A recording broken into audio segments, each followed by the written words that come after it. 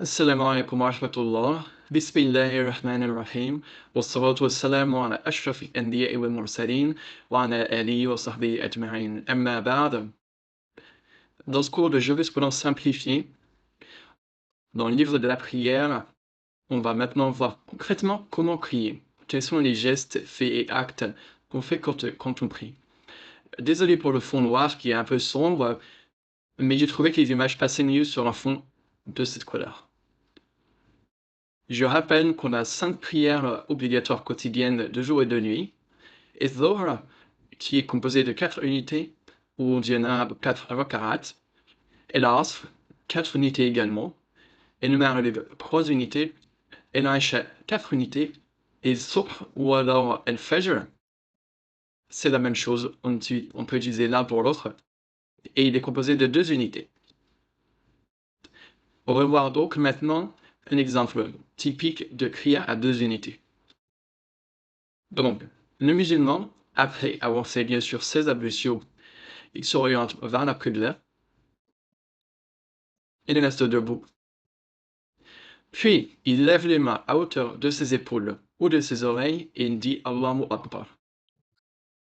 Ensuite, on pose les mains sur la poitrine, la main droite sur la main gauche. Et on dit l'invocation d'ouverture. Il y en a plusieurs. Celle-ci, c'est la plus simple et qui était la préférée de l'imam Ahmad ibn Hanbal. On dit Subhanaka, Subhanaka Allahumma wa bihamdik, wa tabaraka ismuka, wa ta'ala jadduka, wa la ilaha ghayruka. Donc on dit une seule fois, moi je vais la répéter. Subhanaka Allahumma wa bihamdik, wa tabaraka ismuka, wa ta'ala jadduka, wa la ilaha ghayruka. Ensuite, on dit A'udhu billahi minash shaytanir rajim. On recherche auprès d'Allah la protection contre le diable. Puis on dit Bismillahir-Rahmanir-Rahim. Ensuite, on commence la récitation de Surat Al-Fatiha. Une fois que Al-Fatiha est fini, on dit Amin et on récite une autre surat du Coran ou simplement d'autres versets du Coran. Pas forcément une autre surat entière. Ensuite, on relève les mains à hauteur des épaules ou des oreilles et on dit Allahu Akbar. On fait donc l'inclinaison. L'inclinaison, comme vous le voyez, on est à 90 degrés perpendiculaire. Le corps est exactement perpendiculaire aux jambes et la tête est dans l'axe du torse. Puis on dit Subhana Rabbiyal Azim. Subhana Rabbiyal Azim. L'obligation, c'est le fait de le dire une fois, mais bien sûr, il est recommandé de le dire plus que ça, 3 fois et même bien plus si on le souhaite. Et quand on fait l'inclinaison, on empoigne les genoux avec les 2 mains et on écarte les doigts des mains. Puis on se relève et pendant le mouvement de redressement, on dit Sami'a Allahu liman hamidah. On dit une fois Sami'a Allahu liman hamidah. Et pendant ce mouvement de redressement, on lève également encore les 2 mains à hauteur des épaules ou des oreilles. Puis, une fois qu'on est bien redressé, on remet les mains sur la poitrine, toujours main droite sur la main gauche, et on dit Rabbana wa lakal hamd. Au moins une fois, Rabbana wa lakal hamd. Je vous invite à revenir au cours où on parlait des invocations et des choses obligatoires. Il y a 4 manières de le dire, et je ne vais pas les répéter ici. Ensuite, on dit Allahu Akbar, sans lever les mains, et on se prosterne. Lors de la prosternation, il faut dire au moins une fois Subhana Rabbiyal A'la. C'est bien de le dire 3 fois, mais on peut même le dire 10 fois ou 15 ou peu importe. Mais le minimum, c'est une fois. Et comme sur l'image, on se prosterne sur 7 membres. 7 membres. Le front avec le nez, les 2 mains, les 2 genoux et les 2 extrémités des pieds. Ensuite, on dit Allahu Akbar et on s'assoit pour la première assise entre les 2 prosternations. Et quand on est assis, on met les mains sur les cuisses et on dit Rabbi ighfirli. Rabbi ighfirli. Le minimum, c'est une fois, et on peut le dire bien plus. Comme vous le voyez à l'image, lors de la position assise, il y a une position assez particulière à prendre avec les pieds. C'est que le pied droit, il est relevé avec les orteils posés au sol. Par contre, le pied gauche, il est étalé sous les fesses. En fait, on s'assoit sur la jambe gauche. Puis on redit Allahu Akbar et on fait la deuxième prosternation, toujours de la même façon, en disant au moins une fois Subhana Rabbiyal A'la et bien sûr plus si possible.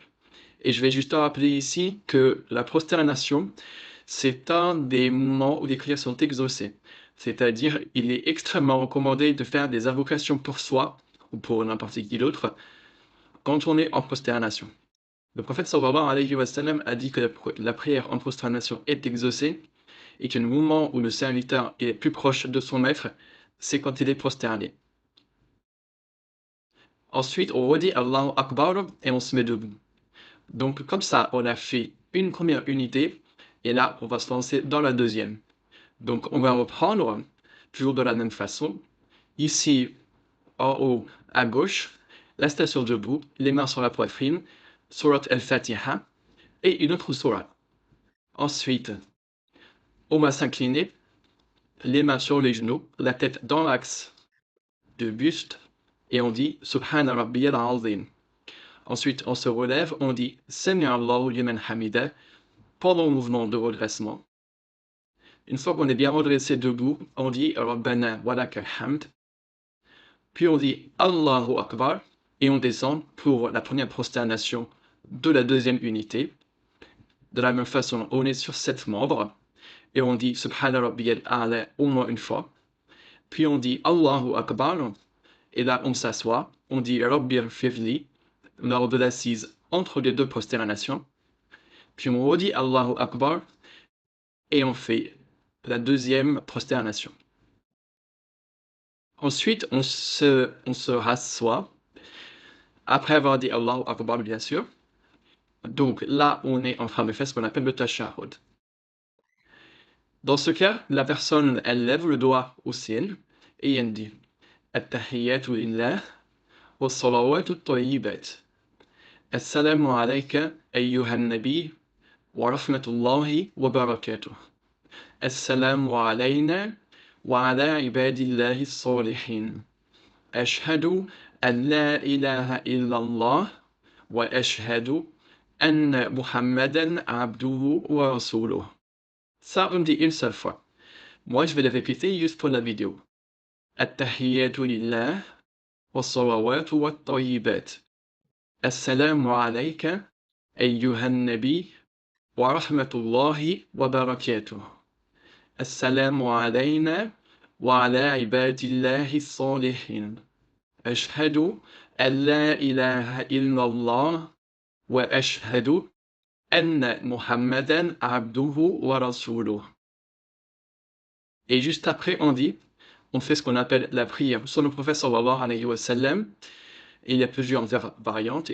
Et ce qui est à l'écran, c'est la plus commune. On dit Allahumma salli ala Muhammadin wa ala ali Muhammadin kama sallayta ala Ibrahim wa ala ali Ibrahim innaka hamidun majid. Allahumma barik ala Muhammadin wa ala ali Muhammadin kama barakta ala Ibrahim wa ala ali Ibrahim innaka hamidun majid. Donc ça, on dit une seule fois. Je vais le répéter. Allahumma salli ala Muhammadin wa ala ali Muhammadin kama sallayta ala Ibrahim wa ala ali Ibrahim innaka hamidun majid. Allahumma barik ala Muhammadin wa ala ali Muhammadin kama barakta ala Ibrahim wa ala ali Ibrahim innaka hamidun majid. Et quand on dit ça, on bouge un petit peu le doigt dans l'index qui est levé.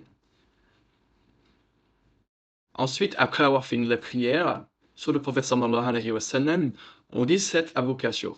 Elle n'est pas obligatoire, bien sûr, elle n'est que recommandée. Mais le prophète ne la délaissait presque jamais.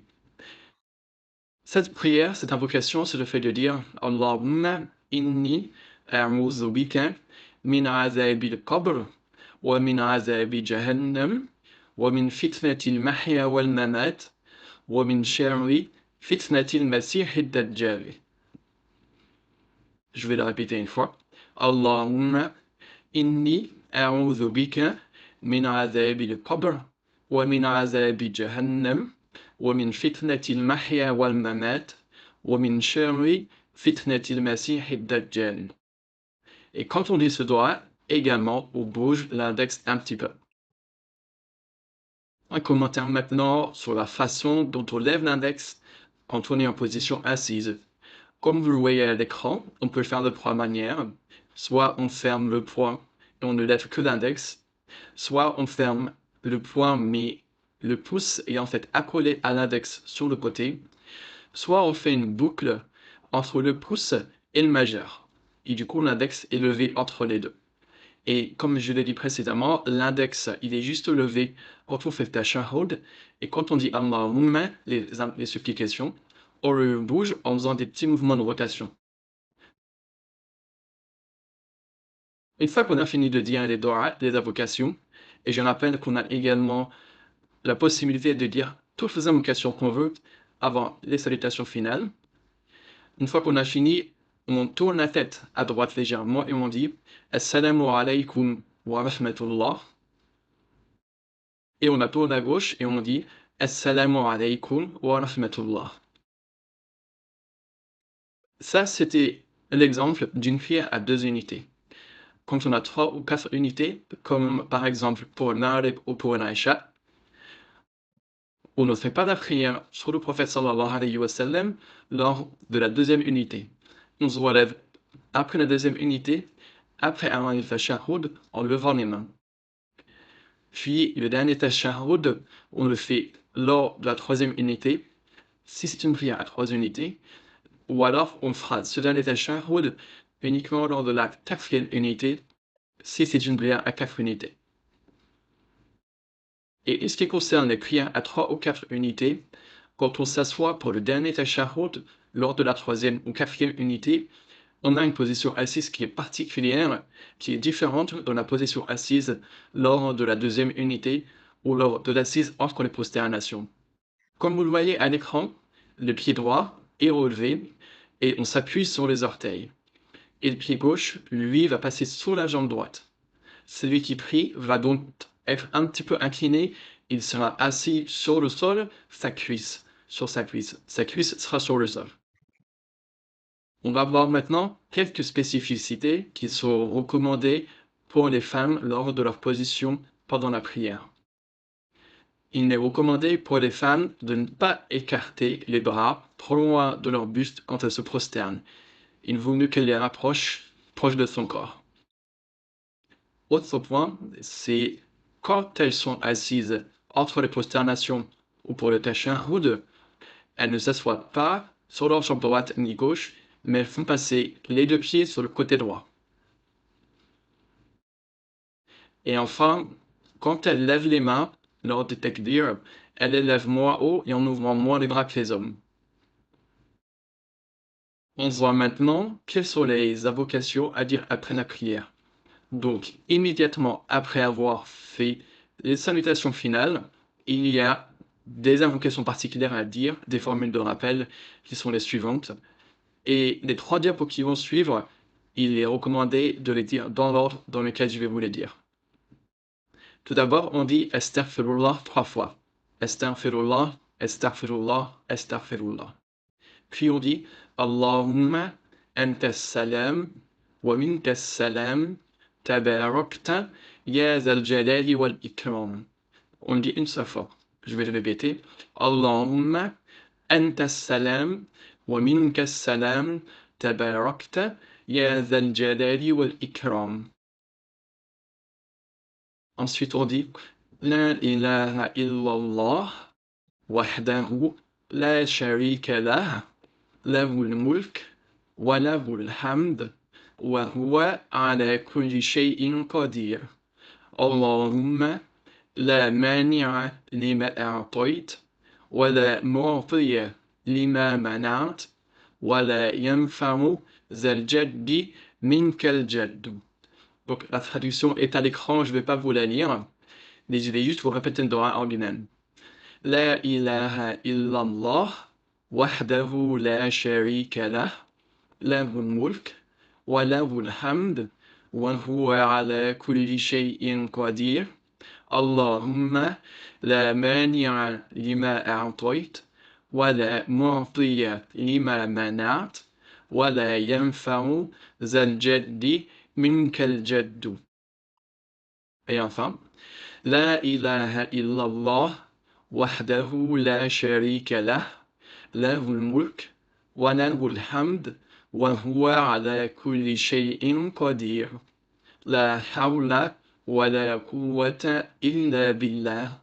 La ilaha illallah, wa la na'budu illa iyyah.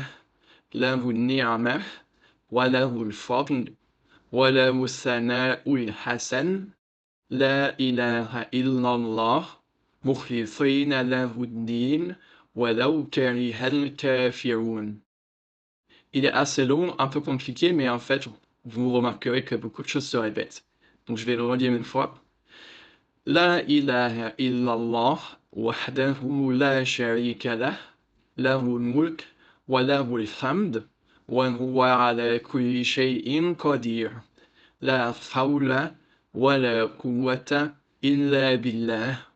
لا إله إلا الله ولا نعبد إلا إياه.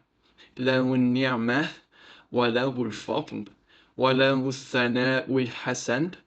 لا إله إلا الله مخلصين له الدين ولو كره الكافرون. Une fois qu'on a dit ça, maintenant on a trois autres rappels à dire qui sont Subhanallah, Alhamdulillah, Allahu Akbar. Subhanallah, on en a déjà parlé, ça veut dire exalté soit Allah, gloire et pureté à Allah. Alhamdulillah, ça veut dire louange à Allah. Allahu Akbar, ça veut dire qu'Allah est plus beau. Et comment on dit ces trois rappels? Il y a 4 manières de le faire. Première manière, c'est le fait de dire Subhanallah 33 fois. Puis on dit Alhamdulillah 33 fois. Et on dit Allahu Akbar 34 fois. Donc 33 fois Subhanallah, 33 fois Alhamdulillah et 34 fois Allahu Akbar. Autre manière de dire, on peut dire Subhanallah 33 fois, Alhamdulillah 33 fois, Allahu Akbar 33 fois, et on complète le centième rappel, en disant La ilaha illallah, wahdahu la sharika lah, lahul mulk, wa lahul hamd, wa huwa ala kulli shay'in qadir. Comme ça, on aura dit 100 formules de rappel.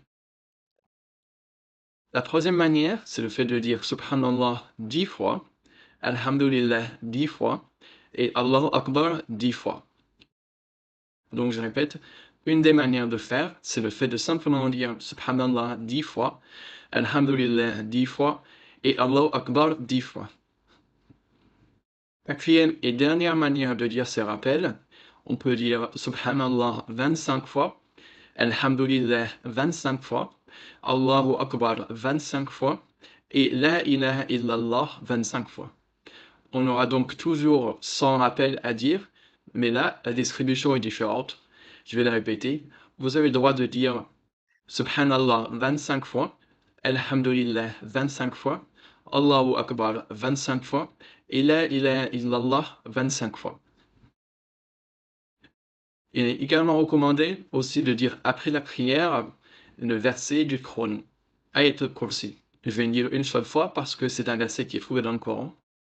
Allahu la ilaha illa huwa al-hayyul qayyum, la ta'khudhuhu sinatun wa la nawm, lahu ma fi as-samawati wa ma fi al-ard, man dha alladhi yashfa'u 'indahu illa bi'iznihi, يعلم ما بين أيديهم وما خلفهم ولا يحيطون بشيء من علمه إلا بما شاء وسع كرسيه السماوات والأرض ولا يؤوده حفظهما وهو العلي العظيم. Dernière question pour aujourd'hui. Est-ce qu'on peut prier avec un mushaf dans les mains, c'est-à-dire une copie papier du Coran, pour le lire pendant la prière? Comme on l'a dit précédemment, lors des 2 premières unités de prière, il est fortement recommandé de lire une sourate ou de lire autre chose du Coran après la Fatiha. Et dans ce cas, comme certaines personnes ne connaissent pas forcément le Coran par cœur, elles demandent est-ce qu'on peut prier avec un mushaf dans les mains? La réponse, c'est oui, uniquement si c'est lors des prières surérogatoires. On ne peut pas le faire lors des prières obligatoires.